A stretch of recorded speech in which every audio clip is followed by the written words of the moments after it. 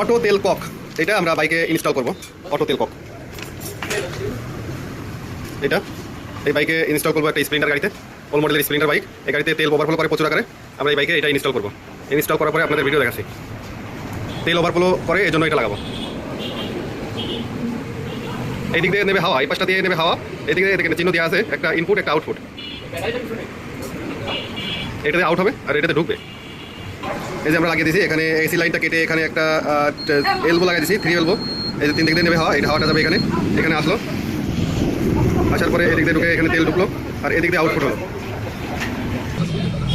এদিক দিয়ে এখন তেল পড়বে। এখন তেল কিন্তু চালু করা আছে কিন্তু তেল পড়তেছে না।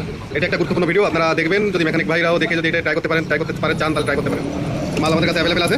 এখনকার তেলের সমস্যার জন্য প্রতিটা গাড়িতে ওভারফ্লো হচ্ছে।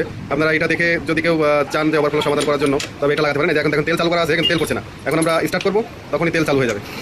এখানে একটা পতন ধরি, এখানে চালু হয়ে গেছে, তেল চালু হয়ে গেছে। গাড়ি স্টার্ট করা হয়েছে, তেল চালু হয়ে গেছে। এখন স্টার্ট বন্ধ করো, স্টার্ট বন্ধ, তেলটাও বন্ধ। দেখেছেন, ইজি ব্যাপার। আবার স্টার্ট করো, স্টার্ট দিলেই তেল পড়বে, স্টার্ট দিলে তেল পড়বে, স্টার্ট দিলেই তেল পড়া শুরু হবে। আবার স্টার্ট বন্ধ করলে তেল বন্ধ হয়ে যাবে অটোমেটিকলি। এটা কিন্তু সিস্টেমটা খুবই ভালো। আপনারা যদি চান এটা করতে পারেন, যদি কেউ কোনো মিস্ত্রি বাইক করতে চান তাহলে করতে পারেন। ওকে, থ্যাংক ইউ। আমরা এটা এখন লাগিয়ে দেবো।